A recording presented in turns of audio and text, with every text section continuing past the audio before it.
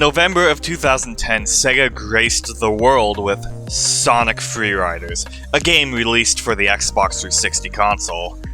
Sadly, it didn't exactly go over that well. It was the third alongside the final game in the Sonic Riders sub-series. I'm pretty sure the reason why they never bothered to try again with Sonic Riders was because Sonic Freeriders is a critical and commercial flop, and Sega probably blamed the Riders series as the reason why it completely failed, even knowing the people who actually played the game, which was us. We know why it failed. This thing. Yeah, in 2010, Microsoft launched a disaster onto the world called the Kinect. This was Microsoft's answer to the Nintendo Wii. It was shit, and how can I prove that? Well, this video can prove it right off the bat.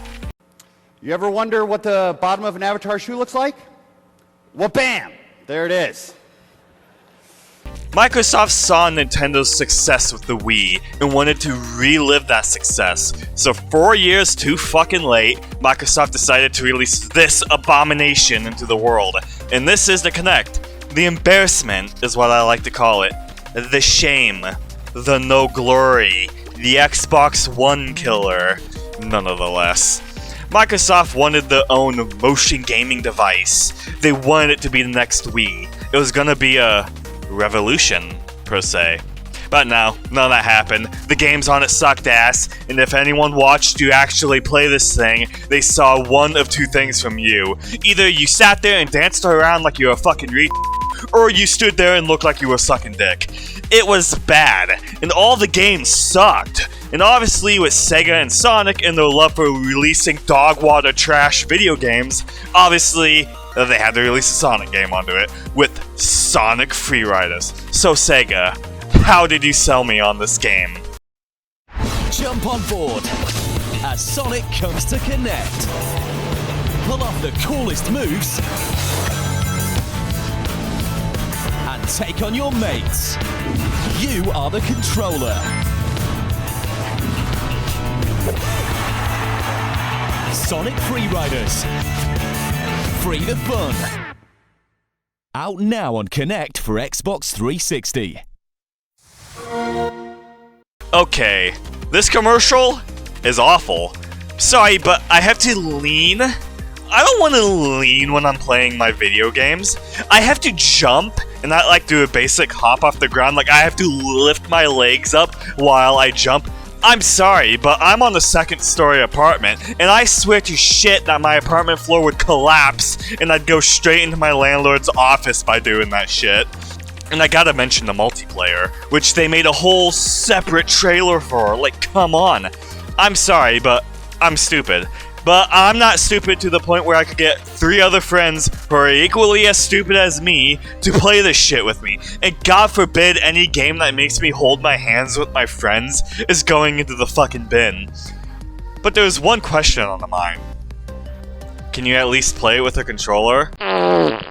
No, of course not. Like, well, why would you want to play this with a gamepad? Why don't you want to stand up and, like, lean and, like, jump and, like, hold your friend's hand? Like, why wouldn't you want to do that with your game? I mean, this is Sega we're talking about. This is the same company that used the same Nintendo Switch draw distance scaling on their high-end PlayStation 5 version of their most recent release. They are famous for making dumbass decisions, and as such, Sonic Freeriders requires this damn brick to play it, and the game is basically unplayable with it. I remember in Christmas of 2010, which is when this garbage launched, I got an Xbox 360 for Christmas, alongside the Kinect baby.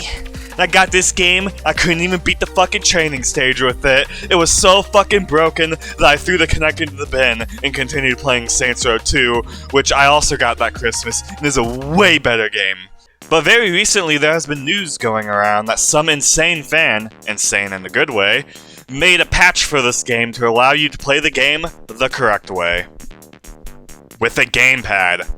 Sadly, unless you have a JTAG Xbox or a developer unit, you're not going to be able to use this patch on an actual Xbox 360. So most of us are going to need Xenia for it. Anyways, enough history lessons. I love doing these little intro bits, but I gotta get to the part that you guys are actually gonna watch this video for. So you're going to need a few tools for this one. It's a bit more messy than Sonic Unleashed was. First, you're going to need the emulator, which is Xenia Master. Unlike Sonic Unleashed, where we used the Canary branch, for some reason Sonic Freeriders, it just doesn't work in the Canary branch for me. I don't know why, but things don't render correctly at all. Like, the screen just is black after the FMV intro. I don't know. So we're going to be using the master branch for this one instead. You'll want to download the master branch and extract it basically anywhere you like. Now, after you get that Sonic Freeriders ISO that you ripped from your disc directly, sadly you're not going to be able to just drag it in and play it because we need to extract data from it. So the next tool you're going to want is Extract X ISO. Download it from the GitHub page and extract it. After extracting it, you'll want to drag your Freeriders ISO into the Extract X ISO app, and you'll see a command line spitting out text like you're getting hacked by some Russian guy. This means that it's doing its thing. Just wait until this goes away. After that, you'll want to head over to the Game Banana page for the No Connect patch and download the release for it. In the Rider Stuff folder, you'll want to head to the Xenia folder and copy everything here into the root directory of your newly extracted Freeriders ISO. Before starting the game, however, you'll want to create a new text document in your Xenia folder and call it Portable. Basically, this will make your Xenia a portable installation, basically meaning that your saves and configs and everything like that will be stored with the Xenia executable instead of just random locations in your computer, making everything, at least for me, much easier to keep track of. You'll want to open Xenia, have it create its config file, and then you're going to want to open it with the text editor of your choice. After opening up, you're going to want to find Protected 0 and change that over to false. If you don't, Freeriders is going to crash before you can even start to play it. Alright, so I noticed this after the video. You also have to change GPU allow invalid fetch constants to true, otherwise everything's not going to render correctly. That's basically all. Now you'll want to launch the game by dragging your newly created default XEX file into Xenia and you can play the game, and that's about it for this setup process.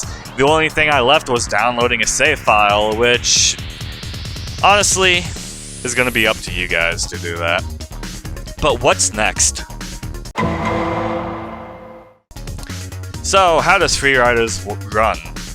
Well, it's alright. Now, my computer isn't the greatest computer ever made. This is my CPU and this is my GPU. Those are basically the most important parts. They're not high quality on either. The frame rate isn't the best. The resolution is really bad. You can try things like FSR to try to make the image look better, but it's not really worth it. The game is always going to appear to look rather choppy, and it doesn't look that well because it tries to run at 60 FPS on the Xbox 360, and I just think my computer can't do that. But the gamepad works. The game plays for the most part. Xenia, however, will softlock, crash, freeze, do something all the time that will cause it to either load forever, freeze on a white screen, freeze on a black screen, and just not work at all. So you're going to have to close the emulator and reboot the game. Expect to do this a lot. That's just the state it is in right now. It's until the modders or the Xenia developers can get the emulator to be a bit more stable in this game.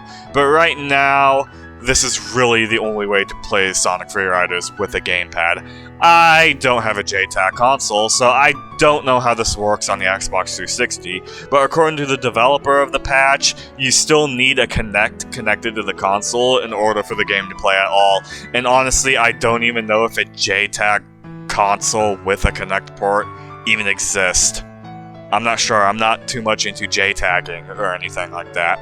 3-player and 4-player multiplayer don't work at all, but it doesn't matter. You're not getting 3 or 4 friends to play this with you anyways, and I never even tested 2-player mode because I can't even get a second person to play this crap with me. But that's as close as we're going to get to a playable version of Sonic Freeriders, because we sure know as hell that the actual version that we got doesn't work at all. Anyways, that's going to be the end of this video, really. I don't have much to say. I just wanted to make a nice, short, sweet, maybe full of some my sweet passion for Sonic games. But there's one question that comes to mind. that people have been asking recently.